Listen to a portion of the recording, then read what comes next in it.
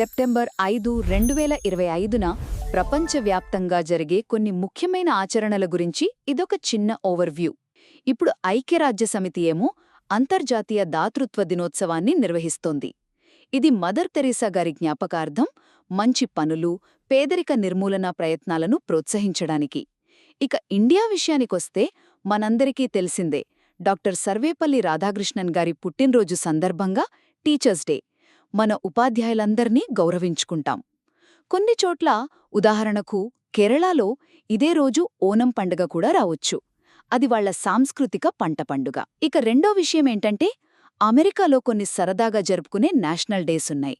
National cheese pizza day అంట, ఇంకా national lazy moms day, అంటే అమ్మలకు ఒక రోజు రెస్ట్ అనమాట. వీటితో పాటు ఇటాలియన్ వైన్ కోసం నేషనల్ చియాంటీ డే, ఆకలితో ఉన్నవాళ్లకు సహాయం చేసే ఫుడ్ బ్యాంకులకు మద్దతుగా నేషనల్ ఫుడ్ బ్యాంక్ డే, ఇలా కొన్నున్నాయి. చివరగా కొన్ని ప్రాంతీయ లేదా ప్రత్యేకమైన ఆచరణలు కూడా ఉన్నాయి. ఇస్లామిక్ దేశాల్లో వాళ్ల చంద్రమాన క్యాలెండర్ని బట్టి ఈద్ మిలాద్ ఉన్ నబీ పండగ కూడా ఈ సమయంలో రావొచ్చు.